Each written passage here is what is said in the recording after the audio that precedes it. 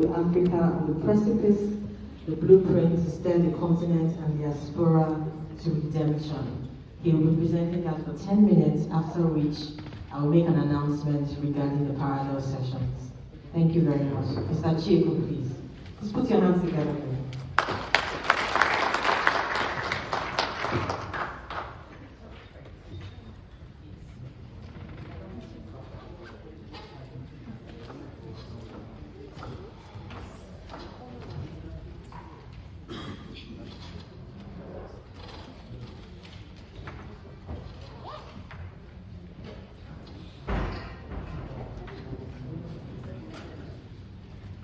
Good afternoon, everybody. Thank you so much for giving me an audience. It's been wonderful hearing many perspectives during this conference. I've been coming to these types of conferences in Africa for about 15 years now, and I had an experience. I was living in Guinea until 2022, and if you know, there was a coup in Guinea in 2021. And due to that coup, I had certain insights that drove me to write the book that I wrote, which is Africa on the Precipice. And in that book, I have a very stark message for the African community. We've run out of time. These conferences are based on the premise that we have time, but we've run out of time. And in the book, I make a declaration that if we don't restructure the continent by 2030, by the end of the century, we'll be annihilated. And why do I say this? I say this because we face three existential crises on macro level. Number one is we are behind in three major economic revolutions. That is the agrarian revolution, the industrial revolution, the digitized revolution. And then we now have the energy transition and the artificial intelligence movement. To be behind in one of those economic revolutions is challenging.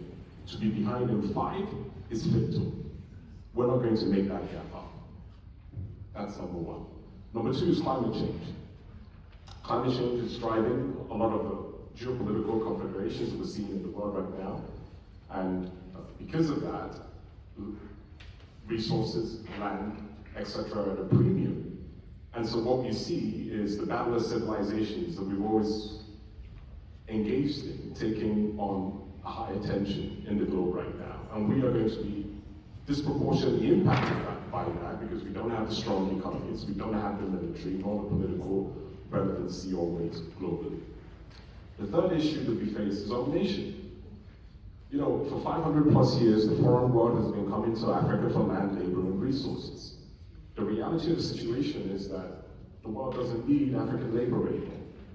70% of our population doesn't have the requisite education nor positive indoctrination to be productive in a 21st century economy. And so what this means is within the next 15 to 20 years, we're going to see unprecedented economic and even physical slavery in Africa. We're seeing it today in places like Sudan and Libya and so many other places. By the end of the century, we'll be wiped out because that's how the battle of civilizations happens.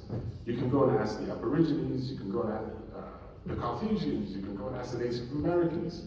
This is the way the game is played. And so there's a time limit that we have in order to be relevant again, and that's 2030. And so we need to undergo serious socio-economic transformation and restructuring to be ready for this century, because it's not going to get any better. The 1.5 degrees that we've set in terms of climate change, we're going to surpass that. And so we're going to see increasing disasters, increasing military confrontations. And where is Africa going to be in all of this? So what is the way forward? The way forward is that we need to reduce the macroeconomic factors and risks that impede development in Africa. There's no way that we can move forward without a reduction in the military conflicts that we see, some of the economic dislocation that we see. And so in order to make that happen, we need to create an entity that I propose in the book a supranational entity that has 5 serious powers. They need to be aggregated under this entity in order for us to have an enabling environment for this restructuring that I'm talking about to happen. And so those 5 powers are monetary and fiscal policy, a centralized military, so complete demilitarization of the continent, right? Governance, a standardized governance system across the continent, so it doesn't cost $10,000, per kilometer to build a road in Nigeria or Lagos, and then it costs, $15,000 somewhere else when it shouldn't. Intracontinental development, right? And international diplomacy. These are the 5 levers that will reduce the macroeconomic risk, that will allow for the restructuring that needs to happen in Africa. In order for this restructuring that needs to happen, we need to collapse, quite frankly, the existing structures in place, the existing governments and so-called multilateral institutions in place, because most of them are completely compromised. African governments have never really represented African interests because they've been occupied by gangsters and stooges of foreign interests since independence. And neither is the AU. It has to go. And how does it have to go? It has to go through what I am proposing, which is a technocratic revolution across the continent. And so the difference between a technocratic revolution and a revolution, the way we talk about it, is that a technocratic revolution has a plan for the next day, right? It has a plan in terms of how do we sustain the demands of the people to be instituted into law and to make sure that we don't relax. And so I think it's very important, and I've taken it upon myself as a mission, because I went from being an entrepreneur to kind of standing on the stage and giving this kind of message, for us to have a sense of urgency and have a sense of reality of what's facing us in this century. And unfortunately, the custodians of truth, the so-called economists and policymakers that we're supposed to trust to tell us these kinds of truths won't, because they have a vested interest in the system. I have published my research, my thinking, my rationale in my book, and I'm taking it to academic institutions for scrutiny, for open debate, to discuss it. So I welcome that open debate.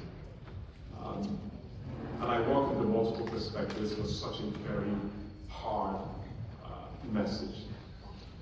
The other thing that I want to put on the table here is that this renaissance, or this fight that we have to embark on as Africans, is not just for our own preservation and survival, but it's my contention that in this century we're going into, because of the technologies that are available to us, etc., the world can no longer be led by the West or the East.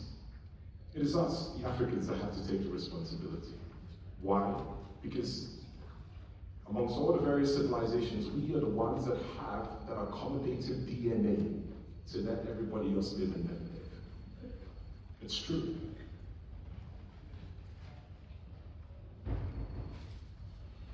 And so, what I envision is an era of Afro-hegemony, that we come to the forefront of management of global affairs again. And that's going to be driven by individuals like myself and you, who I kind of call the New African variant. And we, the New African variant, it's important that you understand this new type of African, are different in 3 ways. Number one, we're no longer interested in what the world has to say. We're going to do what we think is right for us and what we think is right for the world. Number 2, we're no longer interested in just having a seat at the table. We want power, not just in Africa, but global power, like everybody else. Economic, political, and even territorial. And number 3, we're willing to do what it takes in order to get there. So my message in this book, and today, we've run out of time. We have to act with a sense of urgency and get yourselves ready for the revolution that needs to happen over the next 5 years in order to create the condition for our own safe survival in this century. Thank you so much.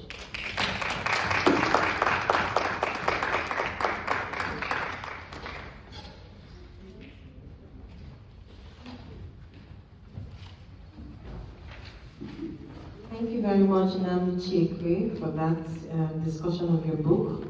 We'll now break for